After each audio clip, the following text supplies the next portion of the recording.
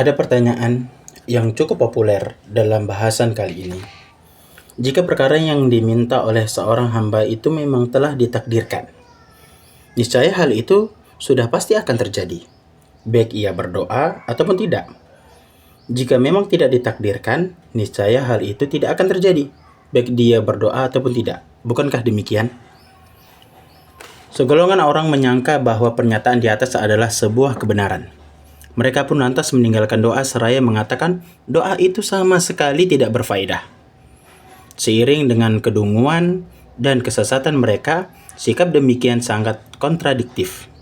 Sesungguhnya, konsekuensi dari penerapan pemikiran ini hanya akan meniadakan dan menafikan salah satu bentuk atau keberadaan faktor-faktor penyebab dari sebuah kejadian.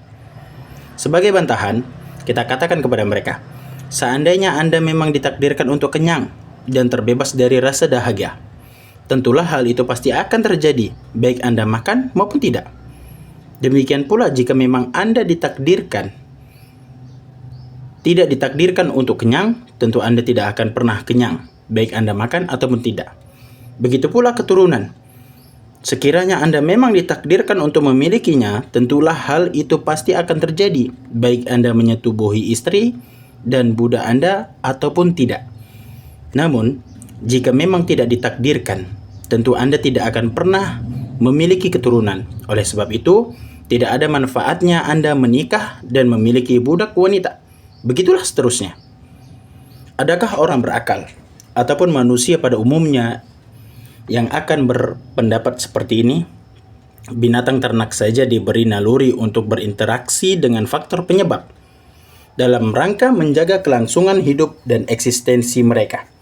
Ini artinya hewan-hewan tersebut lebih pandai daripada orang-orang tadi. Mereka memang seperti ternak, bahkan lebih sesat lagi jalannya.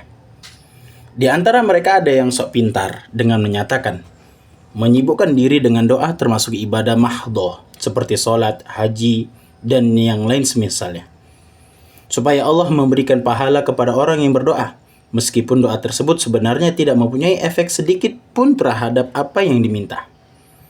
Menurut orang yang berlagak pandai tersebut, tidak ada bedanya antara berdoa dan berdiam diri, baik secara lisan maupun hati, untuk mendapat apa yang diinginkan. Keterkaitan doa dengan tercapainya keinginan itu seperti halnya keterkaitan orang yang diam saja untuk mendapatkannya. Sama saja, tidak ada bedanya. Ada golongan yang lebih sombong.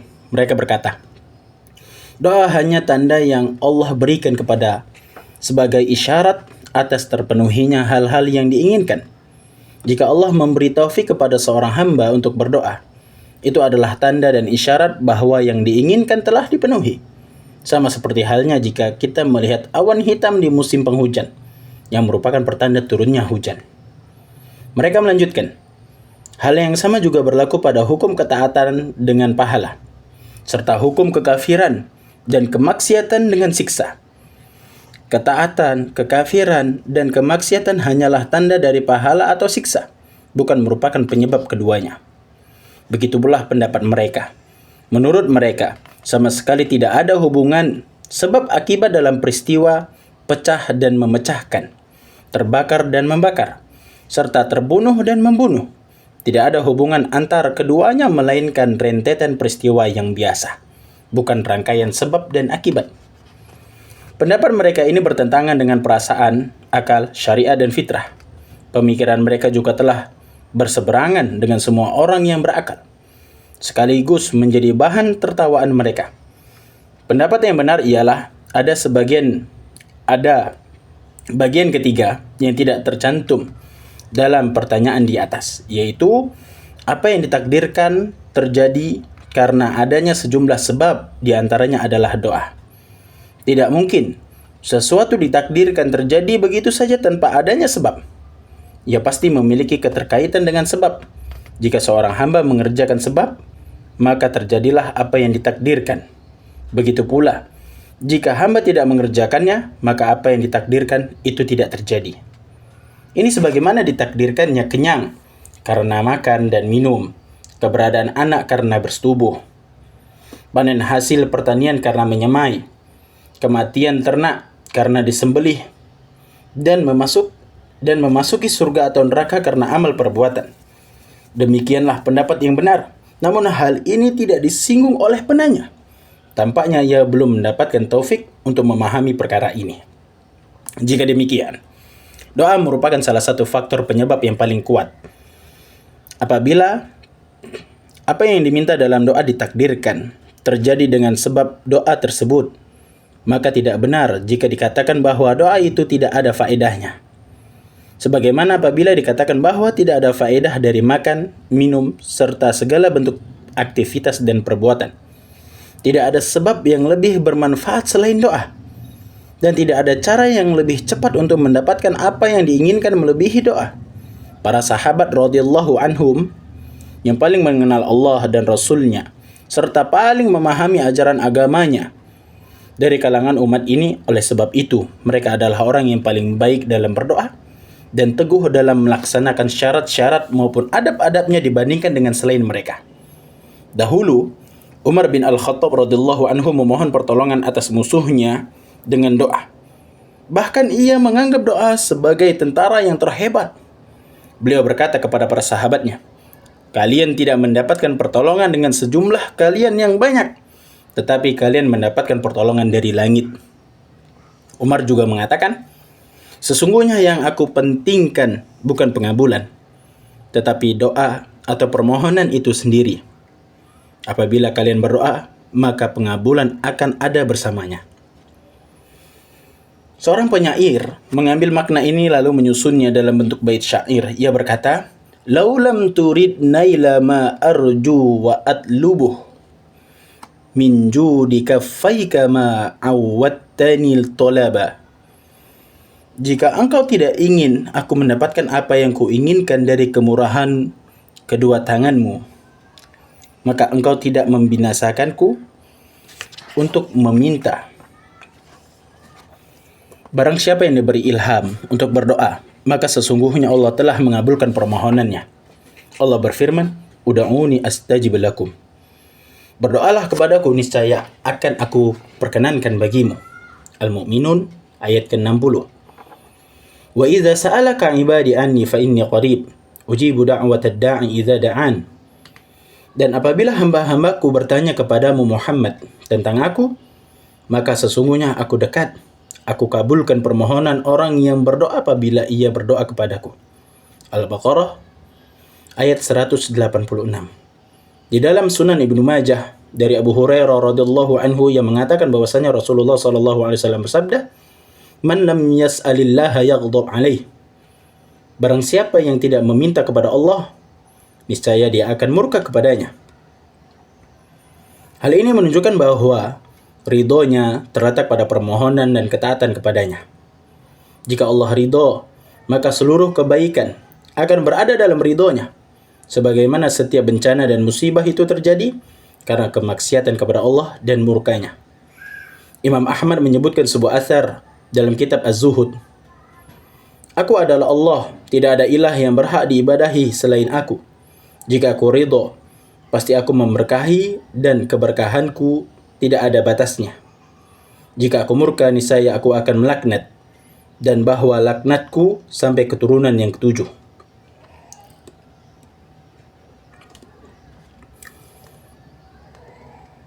Dan diberikan komentar oleh Syekh Ali Hasan bin Ali Al-Halabi Al-Athari rahimahullahu ta'ala. Beliau mengatakan, athar ini sepertinya termasuk Israiliyat. Nah. Kemudian Ibnu Qayyim melanjutkan, baik akal, nasari, syariat, fitrah, maupun pengalaman umat-umat terdahulu dengan perbedaan jenis, agama, dan keyakinan mereka, semuanya telah menunjukkan bahwa mendekatkan diri kepada Rabb semesta alam, mencari ridhonya, dan berbuat baik kepada makhluk merupakan sebab utama yang akan mendatangkan semua kebaikan. Sementara kebalikan dari semua hal ini merupakan penyebab terbesar yang akan mendatangkan segala keburukan. Tidak ada yang dapat mendatangkan nikmat Allah dan menolak murkanya, seperti halnya menghadirkan ketaatan dan mendekatkan diri kepadanya, serta berbuat baik kepada makhluknya. Allah Subhanahu wa ta'ala mengaitkan terjadinya kebaikan dan keburukan di dunia dan di akhirat dalam kitabnya dengan amal perbuatan, sebagaimana keterkaitan antara balasan dengan syarat, kejadian dengan alasan, dan akibat dengan sebab. Hal ini dapat dijumpai pada lebih dari 1000 tempat di dalam Al-Quran. Kadang Allah mengaitkan terjadinya balasan dengan hukum alam dan perintah syar'i yang setimpal dengannya, seperti firman Allah, "Falamma atau amma nuhu anhu qulna lahum kunu qiradatan khasi'in." Maka setelah mereka bersikap sombong terhadap apa yang dilarang, maka kami katakan kepada mereka, kunu qiradatan khasi'in, jadilah kamu kera yang hina. Al-A'raf ayat 166. Falamma asafuna intaqamna minhum. Maka ketika mereka membuat kami murka, kami hukum mereka. Az-Zukhruf ayat 55. Was-sariqu was-sariqatu faqta'u aydiyahuma jazaa'an bima kasaba. Adapun orang laki-laki maupun perempuan yang mencuri, potonglah tangan keduanya sebagai balasan atas perbuatan yang mereka lakukan. Al-Maidah ayat 38. Innal muslimina wal muslimati wal mu'minina wal mu'minati wal qanitina wal qanitati was sadiqina was sadiqati was sabirina was sabirati wal khashi'ina wal khashi'at wal mutasaddiqina wal mutasaddiqati was saimina was saimat wal hafizina furujahum wal hafizati wal dzakirina Allah katsira wal dzakirati a'addallahu lahum maghfirah wa ajran 'azimah. Sungguh laki-laki dan perempuan muslim, laki-laki dan perempuan mukmin, laki-laki dan perempuan yang tetap dalam ketaatannya, laki-laki dan perempuan yang benar, laki-laki dan perempuan yang sabar, laki-laki dan perempuan yang khusyuk, laki-laki dan perempuan yang bersedekah, laki-laki dan perempuan yang berpuasa, laki-laki dan perempuan yang memelihara kehormatannya, laki-laki dan perempuan yang banyak menyebut nama Allah. Allah telah menyediakan untuk mereka ampunan dan pahala yang besar. Al-Ahzab ayat ke-35. Ayat yang semisal dengan apa yang disebutkan di atas jumlahnya sangatlah banyak. Kadang pula Allah mengaitkannya dengan pola kalimat syarat dan balasan, seperti firman-Nya, "In tattaqullaha yaj'al lakum furqana wa yukaffir 'ankum sayyi'atikum wa yaghfir lakum." Jika kamu bertakwa kepada Allah, niscaya Dia akan memberikan furqan, kemampuan membedakan antara yang hak dan yang batil kepadamu, dan menghapus segala kesalahanmu dan mengampuni dosa-dosamu. Al-Anfal ayat 29. Fa in tabu wa aqamus salata wa atawuz zakata fa ikhwanukum fid din. Dan jika mereka bertaubat, melaksanakan salat dan menunaikan zakat, maka berarti mereka itu adalah saudara-saudaramu seagama. At-Taubah ayat 11. Wa allaw istaqamu 'ala at-tariqati la asqainahum ma'an ghadaqa. Dan sekiranya mereka tetap berjalan lurus di atas jalan itu, niscaya kami akan mencurahkan kepada mereka air yang cukup. Al-Jin ayat ke-16. Serta ayat-ayat lain yang semisal dengannya. Terkadang dengan penyebutan huruf lam ta'lil, huruf lam yang menerangkan alasan ataupun sebab, seperti firman-Nya, liyadabbaru ayatihi wa liyatadzakkara ulul albab, agar mereka menghayati ayat-ayatnya dan agar orang-orang yang berakal sehat mendapat pelajaran. Shad ayat ke-29. Litakunu syuhada'a 'alan nas wa yakuna ar-rasulu 'alaikum syahida. Agar kamu menjadi saksi atas perbuatan manusia dan agar Rasul menjadi saksi atas perbuatan kamu. Al-Baqarah ayat 143. Terkadang dengan menyebutkan lafaz kai yang bermakna alasan, seperti firman Allah, kai la yakuna dulatan bainal aghniya'i minkum, agar harta itu jangan hanya beredar di antara orang-orang kaya saja di antara kamu. Terkadang dengan penyebutan huruf ba sababiyah, huruf ba yang menerangkan sebab akibat, seperti firman Allah, dzalika bima qaddamat aydikum, demikian itu disebabkan oleh perbuatan tanganmu sendiri. Ali Imran ayat 182. Bima kuntum ta'malun, Kemudian dia akan menerangkan kepadamu apa yang telah kamu kerjakan. Al-Maidah ayat 105. Bima kanu yaksibun, sesuai dengan apa yang mereka kerjakan. Al-An'am ayat 129. Dzalika biannahum kanu yakfuruna biayatillah. Yang demikian itu karena mereka mengingkari ayat-ayat Allah. Ali Imran ayat 112. Terkadang dengan menyebutkan maf'ulun li ajlih secara lahiriah maupun tersembunyi. Seperti firman-Nya, "Farajulun wa imra'atani mimman tardawna minasy-syuhada an tadilla ihdahuma fatudzakkira ihdahuma al-ukhra." Jika tidak ada saksi dua orang laki-laki, maka boleh seorang laki-laki dan dua orang perempuan di antara orang-orang yang kamu sukai dari para saksi yang ada. Agar jika yang seorang lupa, maka seorang yang lainnya mengingatkan. Al-Baqarah ayat 282. An taqulu yawmal qiyamati inna kunna an hadza ghafilin. Kami lakukan yang demikian itu agar di hari kiamat kamu tidak mengatakan, sesungguhnya ketika itu kami lengah terhadap ini. Al-A'raf ayat 172. An taqulu innama unzila al-kitabu ala ta'ifataini min qablina. Kami turunkan Al-Quran itu agar kamu tidak mengatakan, kitab itu hanya diturunkan kepada dua golongan sebelum kami. Al-An'am 156. Maksudnya, suatu yang dibenci jika kalian mengatakan demikian. Pernah juga dengan menyebutkan huruf fa sababiyah. Huruf fa yang menjelaskan sebab akibat. Seperti firman Allah, "Fakadzabuhu fa'aqaruha fadamdama 'alaihim rabbuhum bidzambihim fasawwaha." Namun mereka mendustakannya dan menyembelihnya. Karena itu Rabb membinasakan mereka karena dosanya, lalu diratakannya dengan tanah. Asy-Syams ayat 14. Fa'asaw rasula rabbihim fa'akhadhahum akhdhar rabiyah. Maka mereka mendurhakai utusan Rabb-Nya. Allah menyiksa mereka dengan siksaan yang sangat keras. Al-Haqqah ayat 10. Fakadzabuhuma fakanu minal muhlakin.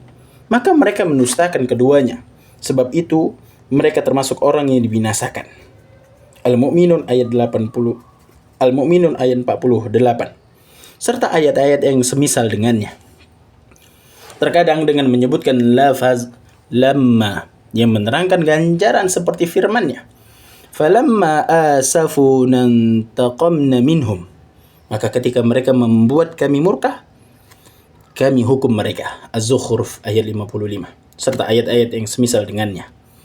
Kadangkala dengan penyebutkan lafaz inna serta kata yang menjadikan objeknya isim kata benda dan khabar. Khabar isimnya dan khabarnya. Sebagaimana firman Allah, "Innahum kanu yusari'una fil khairat." Sungguh mereka selalu bersegera dalam mengerjakan kebaikan. Al-Anbiya ayat 90. Firman-Nya tentang kebalikan dari sifat mereka. Innahum kanu qauma sau'in fa'aghraqnahum ajma'in. Sesungguhnya mereka adalah orang-orang yang jahat, maka kami tenggelamkan mereka semuanya. Terkadang dengan penyebutan lafaz laula yang menunjukkan keterkaitan antara apa yang disebutkan sebelumnya dengan yang sesudahnya. Seperti firman-Nya, "Falaula annahu kana minal musabbihin lalabitha fi batnihi ila yaumi yub'atsun." Maka sekiranya dia tidak termasuk orang yang banyak berzikir, bertasbih kepada Allah, niscaya dia akan tetap tinggal di perut ikan itu sampai hari kebangkitan. As-Saffat ayat 143, 144. Terkadang dengan penyebutan lafaz lau yang menerangkan syarat seperti firman-Nya, "Walau annahum fa'alu ma yu'azuna bihi lakana khairan lahum." Dan sekiranya mereka benar-benar melaksanakan perintah yang diberikan, niscaya itu lebih baik bagi mereka. An-Nisa ayat 66. Secara umum, Al-Quran dari awal hingga akhir mengaitkan secara jelas antara susunan ganjaran kebaikan dan keburukan, serta hukum alam dan hukum syar'i. dengan sebab, bahkan dijelaskan pula hubungan antara hukum di dunia dan di akhirat, serta berbagai maslahat dan kerusakannya dengan amalan dan sebab. Barang siapa yang memahami masalah ini dan mencermatinya dengan seksama, niscaya ia akan mendapatkan manfaat yang tiada terkira. Namun, orang yang hanya sekedar menyandarkan diri kepada takdir karena kebodohan, kelemahan, kelalaian, dan kealpaan dirinya, maka tawakalnya ini hanyalah merupakan kelemahan dan kelemahannya berubah menjadi tawakal. Orang faqih atau berilmu yang sesungguhnya adalah orang yang menolak, menampik, dan melawan takdir dengan takdir pula. Bahkan, manusia tidak mungkin dapat bertahan hidup melainkan dengan melakukan hal ini. Lapar, haus, dingin, serta berbagai macam ketakutan dan kekhawatiran merupakan bagian dari takdir.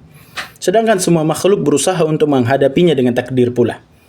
Begitu juga orang yang diberi pemahaman dan petunjuknya, ia akan menolak takdir hukuman akhirat dengan takdir taubat, iman, dan amal soleh. Hal ini setara dengan takdir yang ditakuti di dunia serta kebalikannya.